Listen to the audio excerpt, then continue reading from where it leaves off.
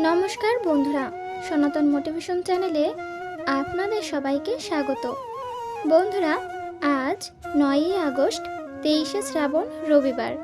আজকের দিনেই পালিত হচ্ছে পবিত্র কামিকা একাদশী। শ্রাবণ মাসের কৃষ্ণপক্ষের একাদশী হলো কামিকা একাদশী। এই একাদশী পালনে সকল পাপমোচন হয়ে যায়।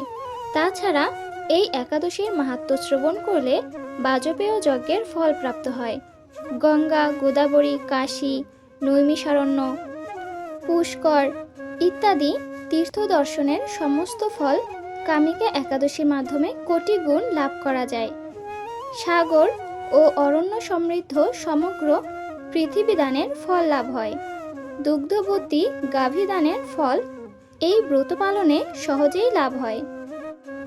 যেসব ব্যক্তিগণ ব্রহ্মহত্যা, ভ্রূণ হত্যা কিংবা তার থেকেও বেশি পাপপূর্ণ সাগরে নিমজ্জিত থাকে, তাদের কামিকা একাদশী ব্রতের মাধ্যমে সহজেই সমস্ত পাপ ভস্মীভূত হয়ে যায়। নিষ্ঠা সহকারে এই একাদশী পালন করলে শ্রীহরির কৃপায় তার সকল পাপ বিনষ্ট হয় এবং বিষ্ণুলোকে গতি হয়ে থাকে।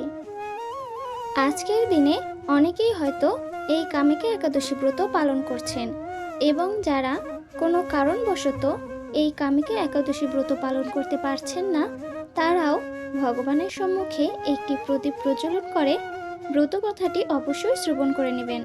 তাতেও এই ব্রতের পূর্ণ ফল অনেকাংশেই লাভ করা সম্ভব। বন্ধুরা, এই ভিডিওর শেষে একাদশীর পারণ মন্ত্র, সংকল্প মন্ত্র এবং এই কামিকা একাদশীর পারণ কখন করবেন সে সম্পর্কে আলোচনা করা হবে। তাহলে শুরু করা যাক কামিকা একাদশী ব্রত কথা। জয় শ্রীকৃষ্ণ, রাধে রাধে।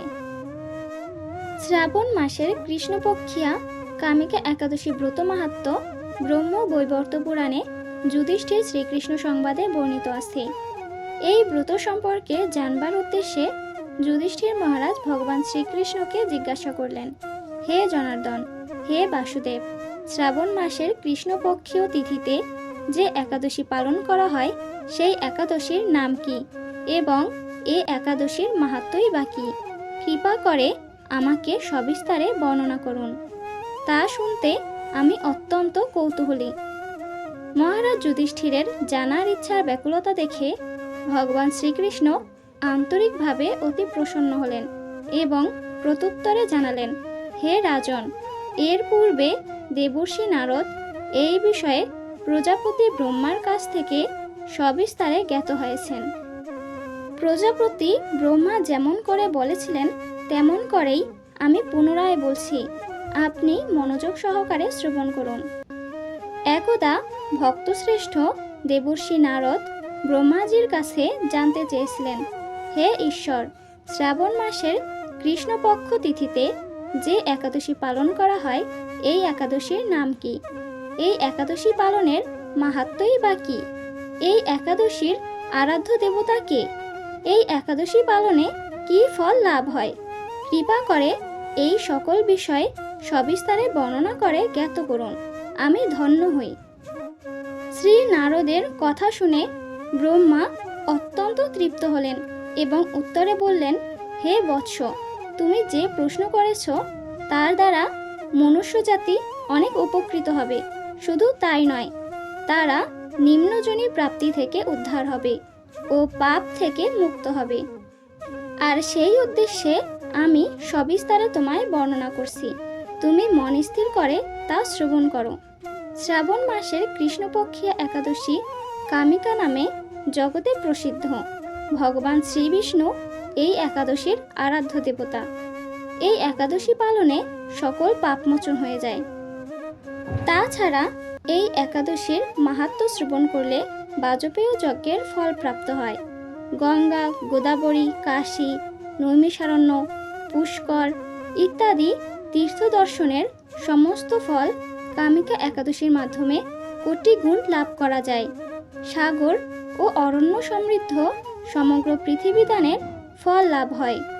দুগ্ধবতী গাভীদানের ফল এই ব্রত পালনে সহজেই লাভ হয়। যেসব ব্যক্তিগণ ব্রহ্মহত্যা, ভ্রূণ হত্যা কিংবা তার থেকেও বেশি পাপপূর্ণ সাগরে নিমজ্জিত থাকে তাদের কামিকা একাদশী ব্রতের মাধ্যমে সহজেই সমস্ত পাপ ভস্মীভূত হয়ে যায়। যে সকল ব্যক্তিরা রাত্রি জাগরণের মাধ্যমে এই ব্রত পালন করেন তাদের কখনো দুঃখ দুর্দশা থাকে না। পরবর্তী জীবনে নিম্নজনী অর্থাৎ পশু জীবন প্রাপ্ত হয় না এবং মনুষ্য শরীর সুনিশ্চিতভাবে প্রাপ্ত হয়। যে ব্যক্তি তুলসী পত্র দিয়ে বিষ্ণু পূজা করেন তাতে ভগবান এতই প্রসন্ন ও তৃপ্ত হন, মণি মুক্তাদি মূল্যবান রত্ন নিবেদন করলে তেমন প্রীত হন না। যিনি বিষ্ণুর চরণে তুলসী মঞ্জরি লাল চন্দনে লাগিয়ে নিবেদন করেন তার জন্মার্জিত সমস্ত পাপ ক্ষয় হয়ে যায়। তুলসী প্রসঙ্গে ব্রহ্মা আরও বললেন, হে নারদ, যে ব্যক্তি প্রতিদিন তুলসী পত্র দর্শন করে থাকেন তার সকল পাপ ভস্মীভূত হয়ে যায়। যে ব্যক্তি তুলসী পত্র স্পর্শ করেন তার পাপিষ্ট দেহ পবিত্র হয়ে যায়। তুলসী গাছে প্রণাম করলে দেহের সকল রোগ দূরীভূত হয়। তুলসী গাছে জল সিঞ্চন করলে যমরাজও তার কাছে আসতে ভয় পায়। শ্রী হরিচরণে তুলসী অর্পণ করলে ভগবত ভক্তি লাভ হয়। যে ব্যক্তি হরিবাসরে ভগবানের সামনে প্রদীপ জ্বালান তার পুণ্যের হিসাব চিত্রগুপ্তও রাখতে পারেন না। এই পুণ্য লাভে তার পূর্বপুরুষেরাও পাপ থেকে মুক্ত হয়ে স্বর্গবাসী হয়ে থাকেন। ভগবান শ্রীকৃষ্ণ বললেন, হে রাজন, সর্বপাপ হারিণী কামিকা একাদশীর মাহাত্ম্য আপনার কাছে বর্ণনা করলাম। অতএব যে ব্যক্তি ব্রহ্মহত্যা, ভ্রূণ হত্যা বা অন্য কোনো পাপ কাজে জর্জরিত তিনি মহাপুণ্য ফলদায়ী কামিকা একাদশীর ব্রত শ্রদ্ধা ও ভক্তির সাথে পালন করলে তার মাহাত্ম্য শ্রদ্ধা সহকারে পাঠ কিংবা শ্রবণ করলে তিনি সর্বপাপ থেকে মুক্ত হয়ে বিষ্ণুলোকে গমন করেন।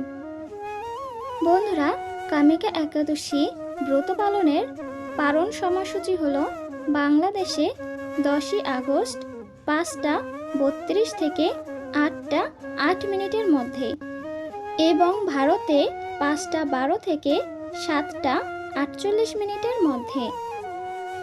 একাদশীর পারণ মন্ত্রটি হল ওং অজ্ঞান তিমিরান্ধস্য ব্রত নানেন কেশব প্রসিদ সুমুখনাথ জ্ঞান দৃষ্টি প্রদো ভব। অর্থাৎ, হে কেশব, আমি অজ্ঞানরূপ অন্ধকারে নিমজ্জিত আছি।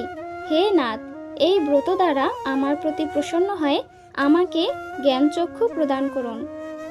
একাদশীর সংকল্প মন্ত্রটি হল ওং একাদশ্যাম নিরাহার স্থিতহম অপরেহ হনি ভোক্ষ্যামি পুণ্ডরীকাক্ষ শরণম মে ভবচ্যুত।